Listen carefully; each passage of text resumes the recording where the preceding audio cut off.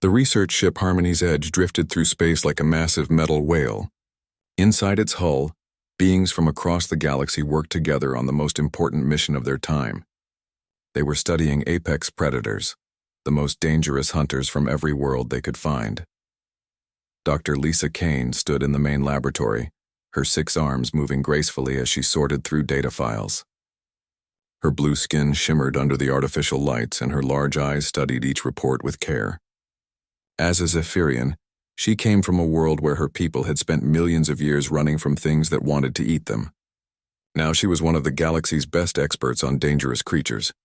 "The new species data has arrived," announced Commander Veltar, sliding into the room on his long, thin legs. His voice carried the musical tone that all Zephyrians used when they were excited. "The humans have finally agreed to join our expedition." Lisa's colleague, Dr. Kexthul, looked up from his workstation. The Koralth's insect-like head tilted to one side, his compound eyes reflecting the screen's glow. "Humans." He clicked. "I reviewed their files.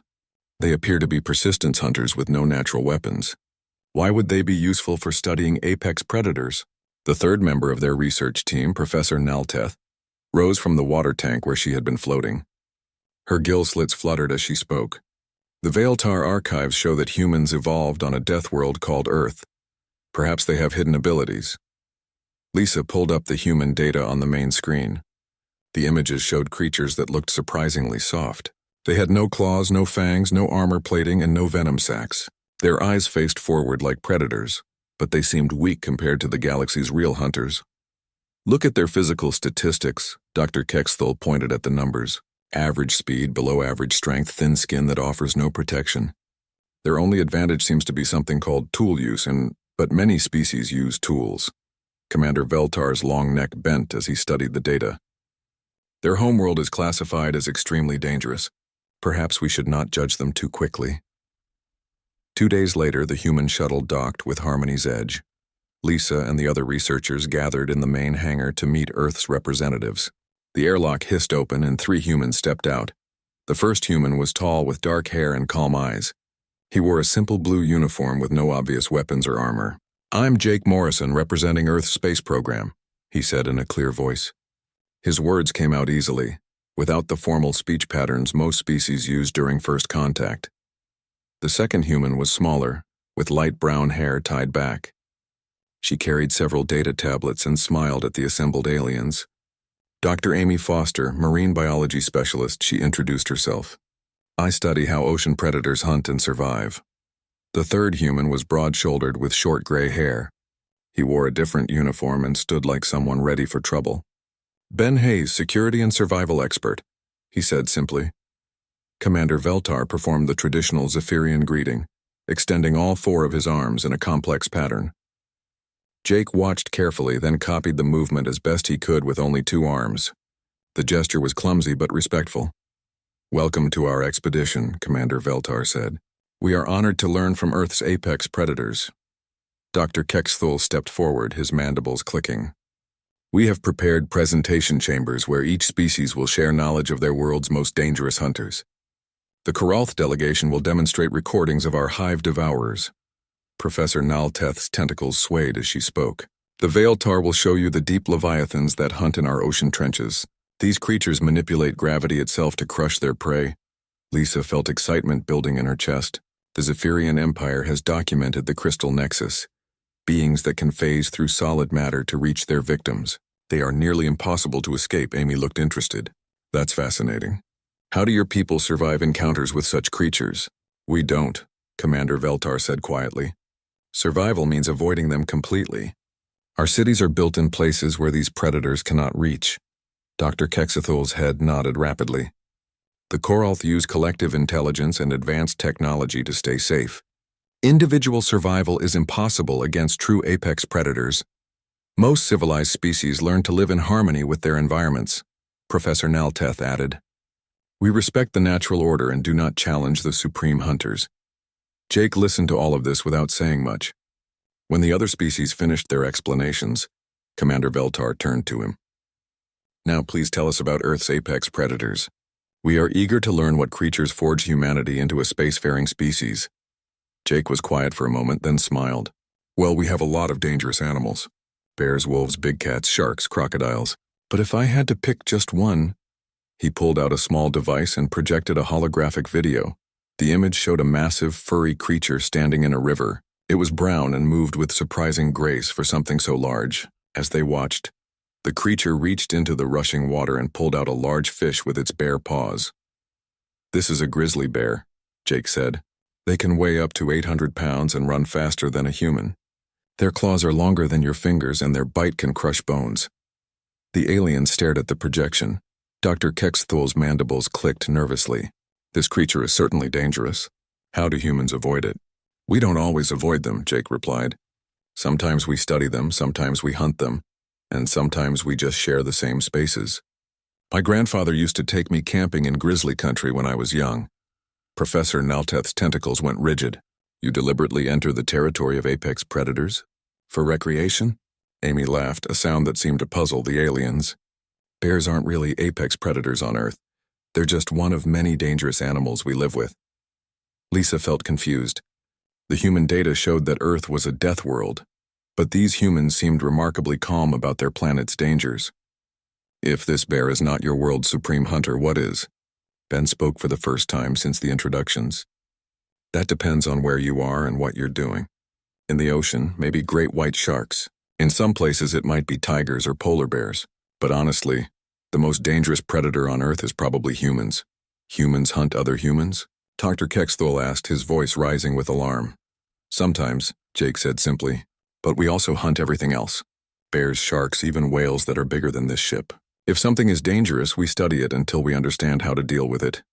Commander Veltar's arms trembled slightly. "Your species actively hunts apex predators?" "When we need to," Amy replied. "But mostly we just live alongside them. Earth is big enough for everyone if you're smart about it." The alien researchers exchanged glances. In their experience, apex predators were forces of nature to be avoided at all costs. The idea of deliberately seeking them out was beyond their understanding. "Perhaps," Lisa said carefully, "you could show us more about these hunting techniques during our mission." Jake nodded. "Sure, though I think you might be surprised by what you learn." As the humans were led to their quarters, the alien researchers remained in the hangar, discussing what they had just heard. None of them could imagine their own species behaving so casually around creatures that could kill them. They had no idea that their entire understanding of predators was about to change. The planet Kepler 442c hung in space like a green and brown jewel, but its beauty hid deadly secrets. From orbit, the research teams could see vast jungles that covered most of the surface. Thick clouds swirled through the atmosphere, and lightning flashed constantly through the storms. Preliminary scans show incredible biodiversity, Dr. Amy Foster reported as she studied the sensor data. The electromagnetic interference is making it hard to get detailed readings, but there are definitely large life forms down there. Dr. Lisa Kane stood beside the observation window, her blue skin pale with worry. "The energy signatures are unlike anything in our databases. Whatever evolved on this world had to become extremely dangerous to survive." Commander Veltar entered the briefing room, his long stride carrying him quickly to the main display. "The Expedition Council has approved our landing plan. Each team will study a different sector of the primary continent." Jake Morrison looked up from the equipment list he was reviewing. "What kind of gear are we taking down?" Dr. Kexthol activated his personal shield generator, a shimmering blue field that surrounded his insect-like body. "The Koralth delegation will use standard exploration armor with energy weapons and emergency teleportation devices." Professor Nalteth's tentacles adjusted her aquatic survival suit. "The Veltar team has portable habitat pods that can create safe underwater environments anywhere on the surface. The Zephyrians will deploy with full combat exoskeletons," Commander Veltar announced. "Our suits can withstand plasma fire and provide enhanced speed for quick escapes." Ben Hayes examined the alien equipment with professional interest. "Impressive tech. We'll be using environmental suits, basic communications gear, and standard field equipment." Dr. Kexthol's compound eyes focused on Ben. "No energy shields or automated defense systems?" "We prefer to stay mobile," Jake replied. "Heavy gear can slow you down when you need to move fast." Lisa felt concern growing in her chest. The humans seemed unprepared for what they might face. "Perhaps you should consider additional protection." This world has been classified as extremely hazardous. Amy smiled and patted a simple backpack. We've got everything we need. Sometimes the best protection is knowing how to avoid trouble in the first place. 6 hours later, the landing shuttles descended through the storm clouds. Lightning crackled around their hulls as they pushed through the atmosphere. The jungle below looked like a living carpet of green, with massive trees reaching toward the sky. The alien teams landed in their assigned sectors with military precision. Their heavy equipment deployed automatically, creating secure landing zones with energy barriers and sensor arrays. Warning systems immediately began detecting thousands of life forms in the surrounding jungle. The human shuttle touched down in a small clearing beside a fast-moving river. Jake, Amy, and Ben stepped out wearing simple environmental suits that looked almost primitive compared to the alien technology. Air is breathable but high in humidity, Amy reported, checking her instruments. Temperature is warm, and there are definitely large predators nearby. Ben surveyed the jungle with experienced eyes. Good sight lines along the river. Multiple escape routes. Decent place to start. Jake knelt beside some tracks in the mud near the water's edge. Something big came through here recently. Looks like it has 6 legs and weighs maybe 400 pounds. Within the first hour, the alien teams were already reporting problems. Commander Veltar's voice crackled over the communication system. Saphirian team encountering difficulty. We are being stalked by camouflaged hunters. Request immediate extraction. Dr. Kixthel's transmission was filled with clicking sounds of distress. Koralth formation has been broken. These creatures attack from multiple directions simultaneously. Our tactical programs cannot adapt to their chaos patterns. Professor Nalteth sounded equally troubled. Veltar habitat pods are being breached by creatures that should not be able to survive in aquatic environments. The predators here defy our biological models. Meanwhile, the human team moved quietly through their sector of jungle. They followed animal trails, examined broken branches, and studied the behavior of smaller creatures to understand the local ecosystem. Look at how the birds react, Amy whispered, pointing to a flock that suddenly went silent. Something big is moving about 200 meters to our left. Jake nodded and gestured for them to change direction. We'll circle around and get a look at it from downwind. Ben checked his rifle and fell into position behind them. Unlike the aliens, he seemed relaxed rather than terrified. Reminds me of hunting elk in Montana. Same kind of forest, just with bigger things trying to eat you. They moved through the jungle for 3 hours without encountering any major predators directly. Instead, they observed from a distance, learning how the ecosystem worked. Amy documented feeding patterns while Jake tracked the movements of several large creatures. There's definitely an apex predator in this area, Jake reported quietly. The smaller animals all avoid certain zones, and something has been marking territory on the larger trees. As if summoned by his words, a massive shape emerged from the thick undergrowth ahead of them. The creature stood 12 feet tall on 6 powerful legs. Its skin was covered in natural camouflage that shifted colors to match the surrounding vegetation. Razor-sharp appendages extended from its shoulders, and its head was filled with teeth designed for tearing flesh. The beast looked directly at them with intelligent eyes, then let out a roar that shook leaves from the nearby trees. Ben raised his rifle slowly, but Jake held up a hand to stop him. Wait, watch what it does. The creature they would later learn was called a thornback stalker circled them slowly, studying their movements. Its camouflage made it difficult to track as it moved between the trees. It's testing us, Amy whispered, trying to figure out if we're prey or competition. Jake observed the predator's behavior with the same calm attention he had once used to watch grizzly bears. See how it keeps its distance? It's not sure about us. This thing is used to hunting prey that runs immediately. The thornback stalker made several mock charges, rushing forward a few steps before stopping. Each time, the humans remained still and alert but didn't flee.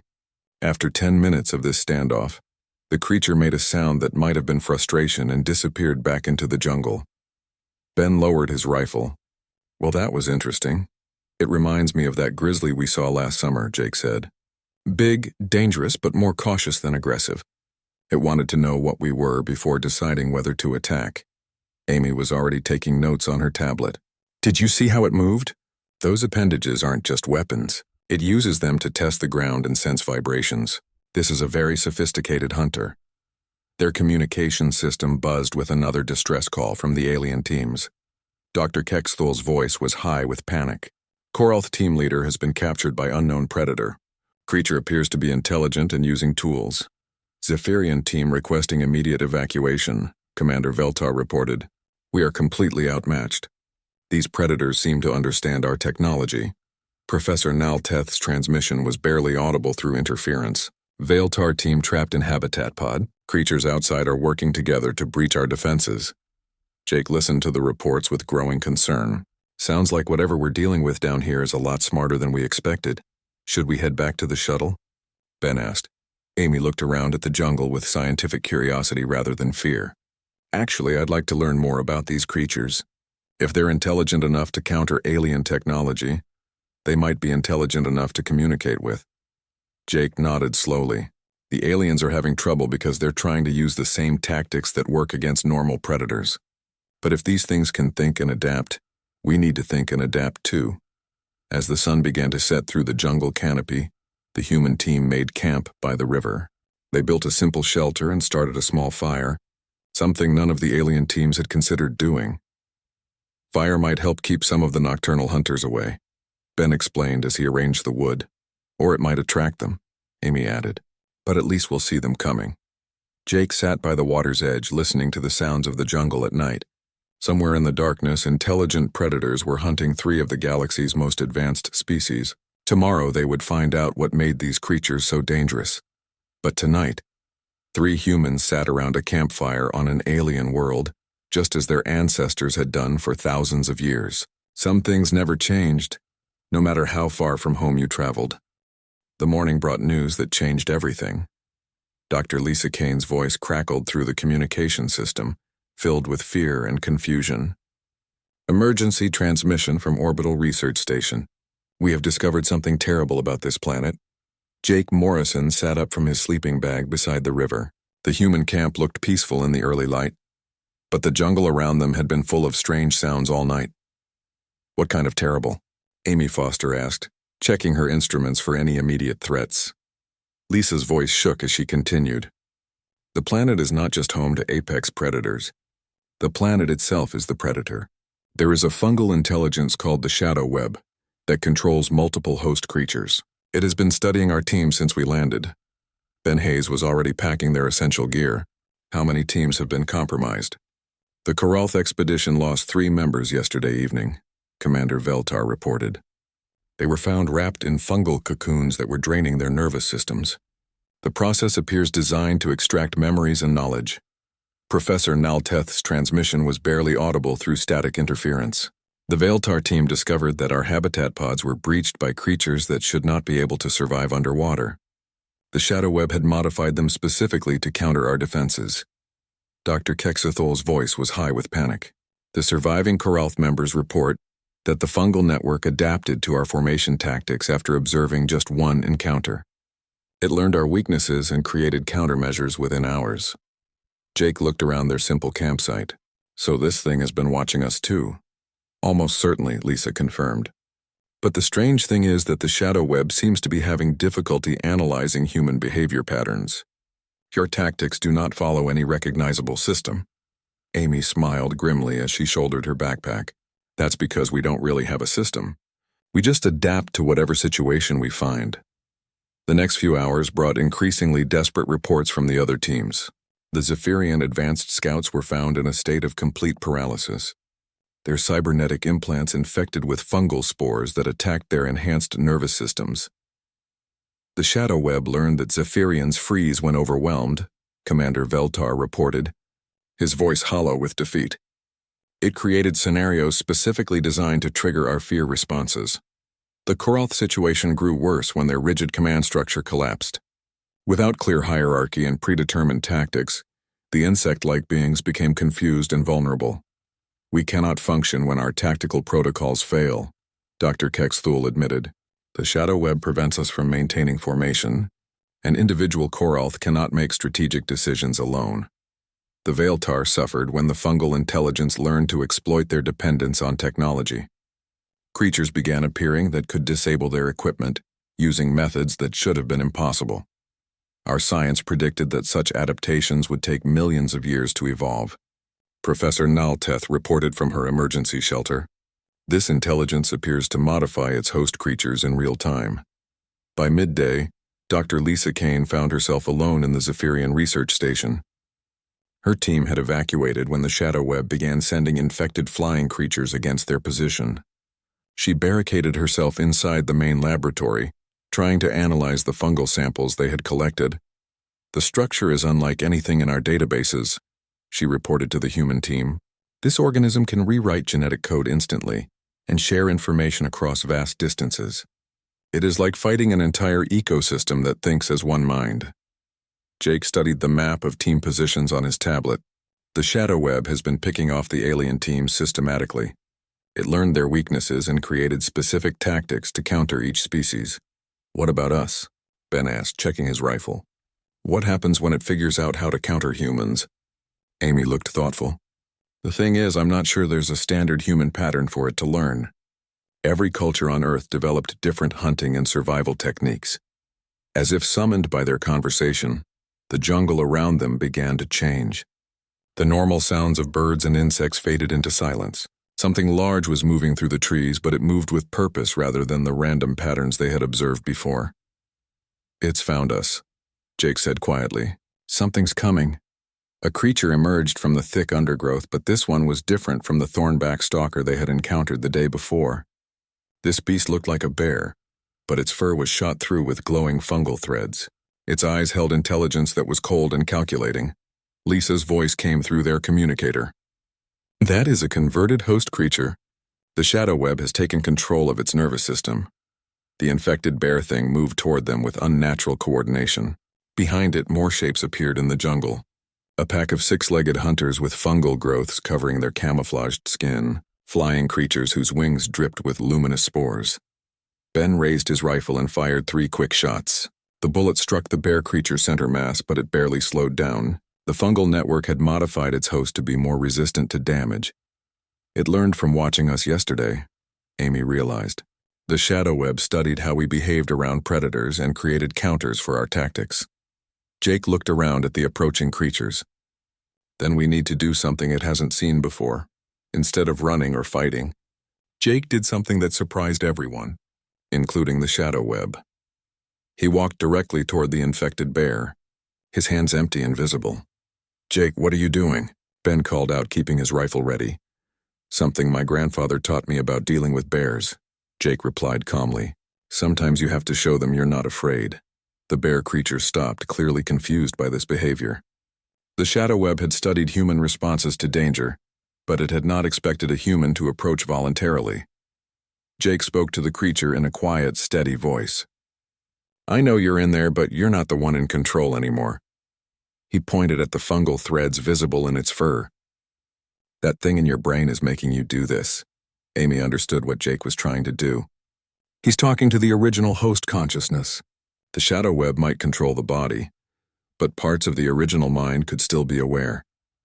The bear creature's eyes flickered between the cold intelligence of the fungal network and something else. For a moment, confusion replaced the calculated hunger. Ben used that distraction to circle around behind the other creatures. Instead of attacking directly, he began making loud noises and throwing rocks to confuse their coordination. "The shadow web expects us to fight like the other species," Amy explained as she began recording everything with her instruments. "But humans don't have just one way of dealing with threats." Lisa watched the encounter through her station's sensors, amazed by what she was seeing. The fungal network appears to be experiencing processing conflicts. It cannot predict human behavior patterns because you keep changing your approach. The infected bear suddenly collapsed, the fungal threads in its fur losing their glow.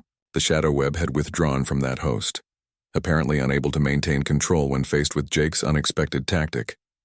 "Did you just talk a mind-controlled alien bear out of eating us?" Ben asked, his voice filled with disbelief. "Not exactly," Jake replied, "but I confused the thing controlling it long enough for the original mind to fight back." The other creatures began retreating into the jungle, moving with less coordination than before. The shadow web was learning that its usual tactics would not work against humans, but it was also learning that humans were unpredictable in ways it could not easily counter. "This is just the beginning," Amy warned. "The shadow web will adapt to what we just did. Next time, it will try something different." Dr. Lisa Kane's voice came through their communicator with new urgency. The orbital sensors are detecting massive movement throughout the jungle. The shadow web is repositioning all of its host creatures. It appears to be preparing for a coordinated assault. Jake looked at his companions, then at the jungle around them. Then we better make sure we're ready with something it hasn't seen before.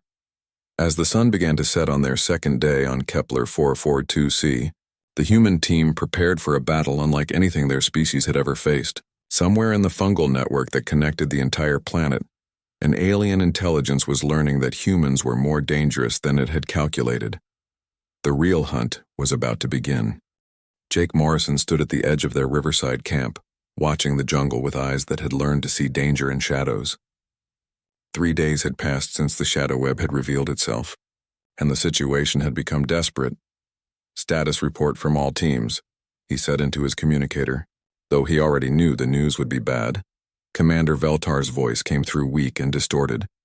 "Zephyrian team down to 2 survivors. We are trapped in the emergency shelter.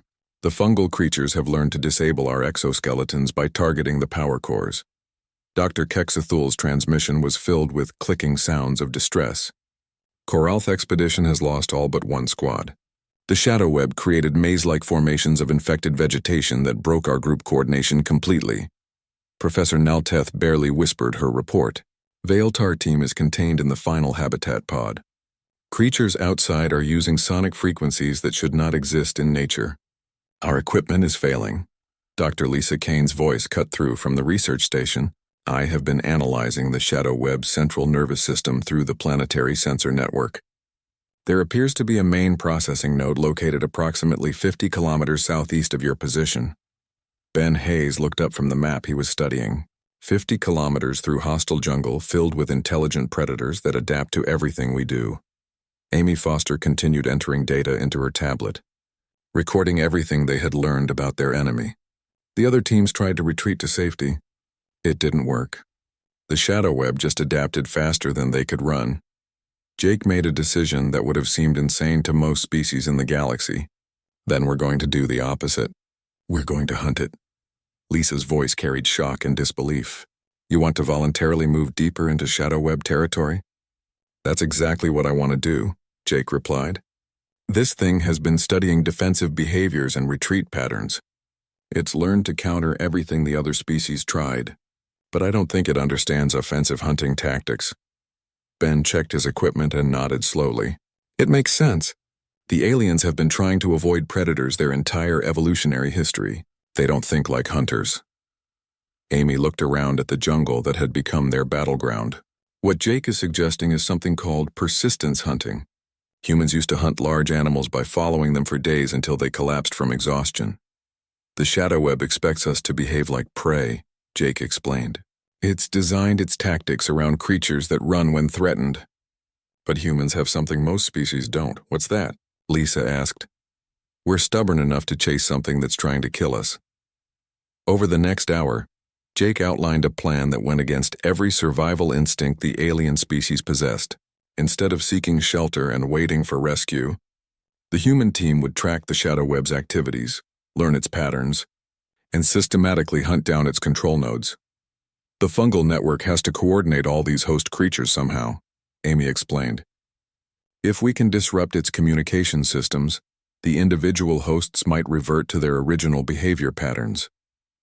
Ben organized their limited supplies for a long-term campaign. "We'll need to move fast and light.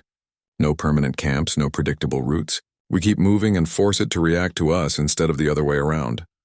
Dr. Lisa Kane listened to their planning with growing amazement. "You are describing a military campaign against an opponent that controls an entire planetary ecosystem."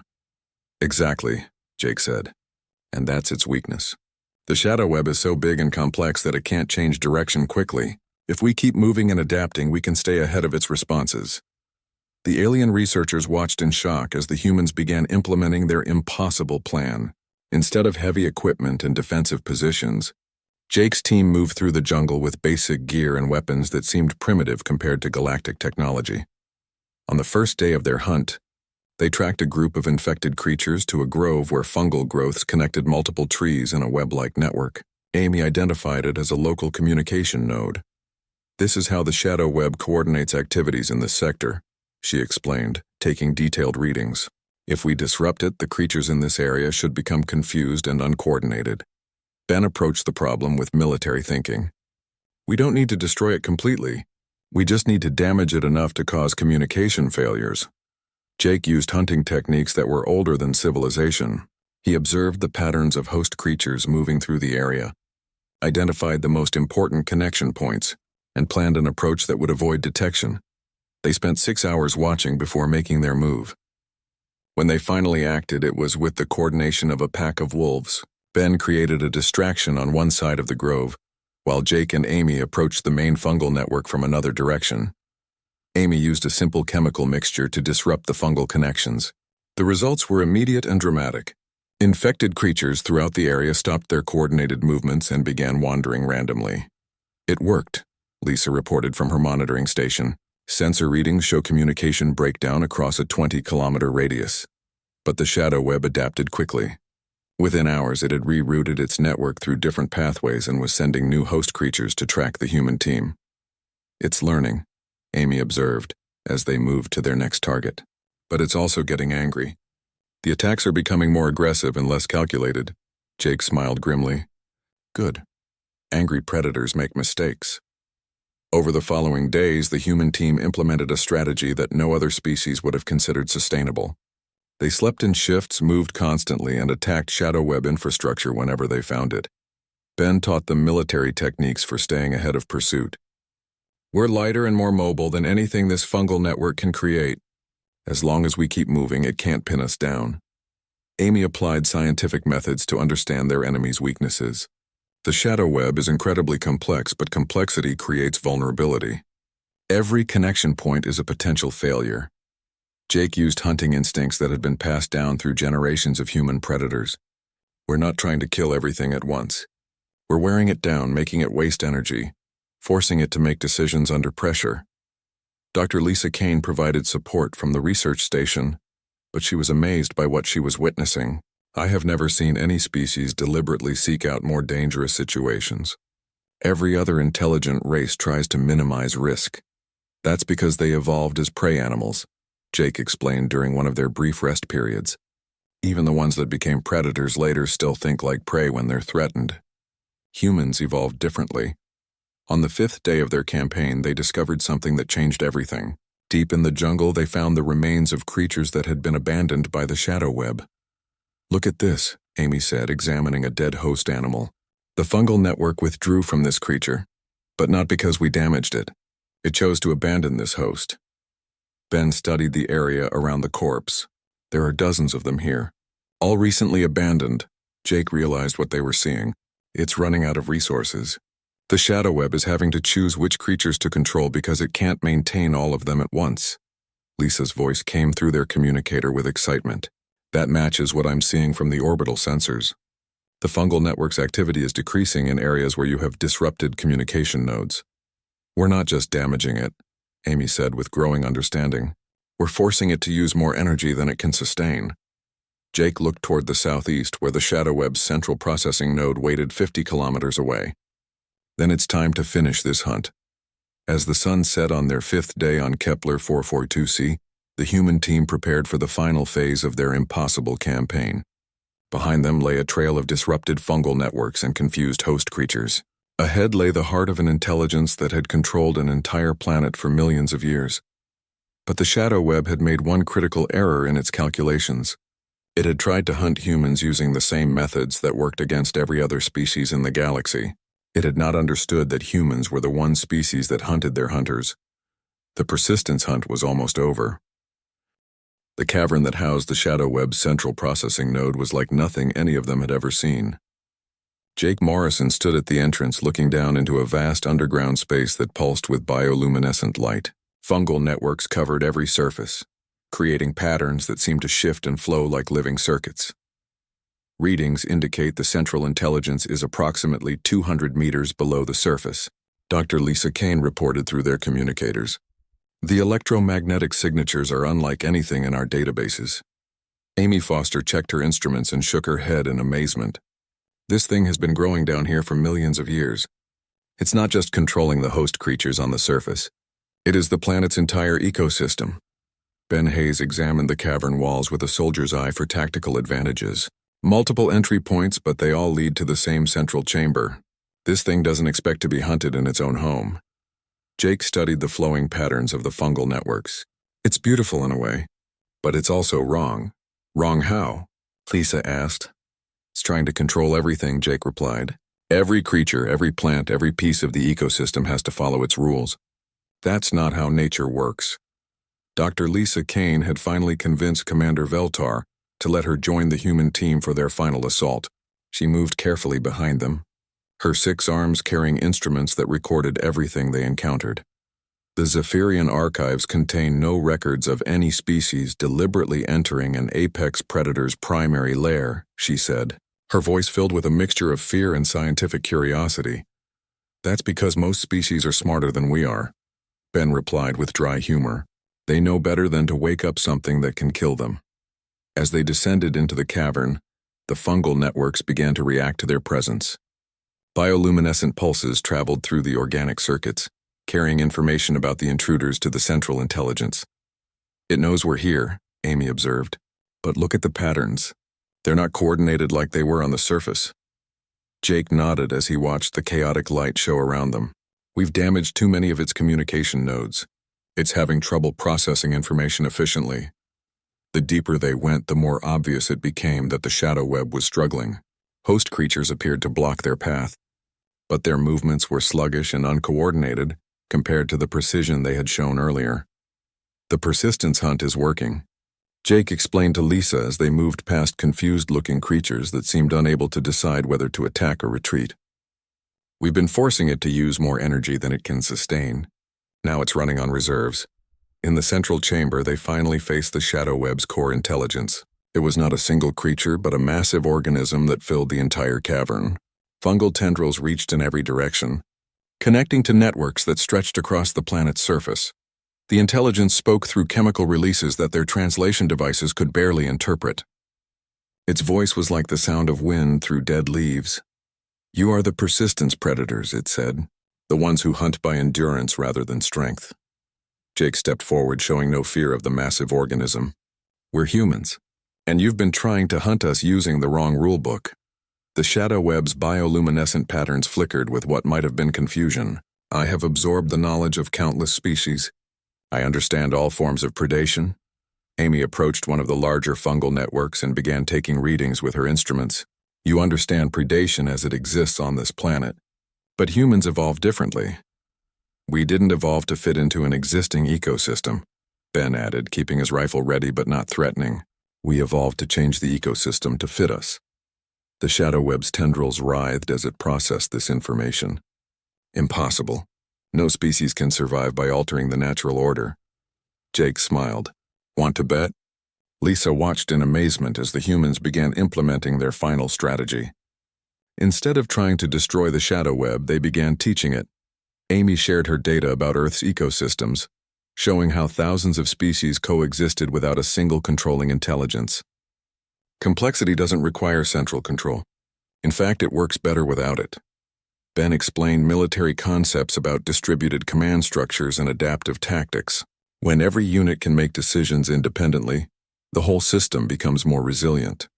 Jake talked about hunting and the relationship between predators and prey. The best hunters don't dominate their environment. They adapt to it, and sometimes that means knowing when not to hunt. The shadow web listened to all of this with growing confusion. Its entire existence was based on the principle that survival required total control. The idea that complex systems could function without central command challenged everything it understood. Your species should not be able to survive, it finally said. You have no natural weapons, no coordinated behavior patterns, no unified response to threats. That's exactly why we do survive, Jake replied. Every human is different. Every group develops different solutions to the same problems. You can't predict us because we don't even predict ourselves. Amy continued sharing data about Earth's biodiversity. Our planet has millions of different species, all finding their own ways to survive. No single intelligence controls them all.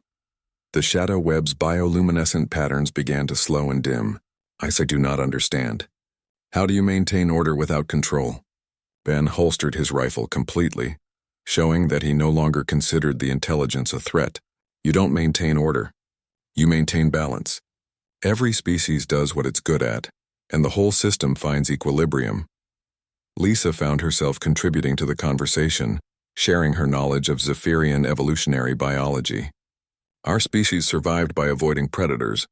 Yours survived by controlling them, but humans survived by becoming partners with their environment.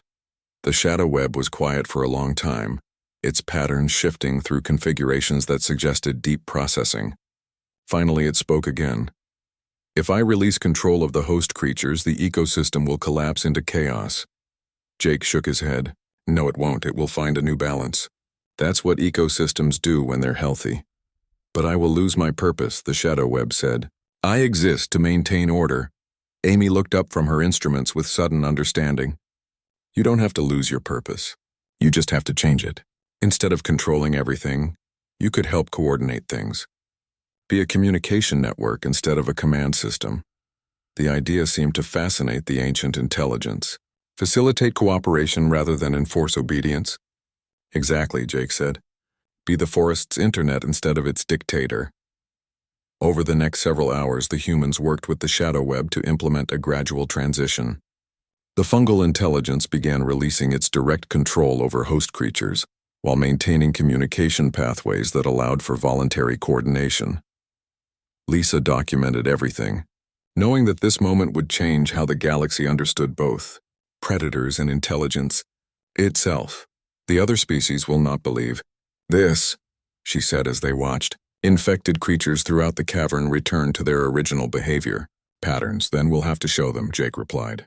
Just like we showed the shadow web. As they prepared to leave the cavern, the shadow web spoke one final time. I understand now why your species calls itself an apex predator. It is not because you are the strongest hunters. No, Amy agreed.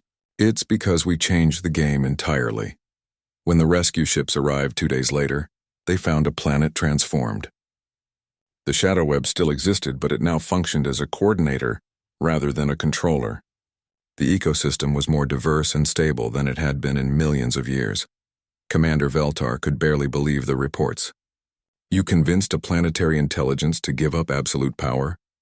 We convinced it that absolute power was making it weak, Ben replied.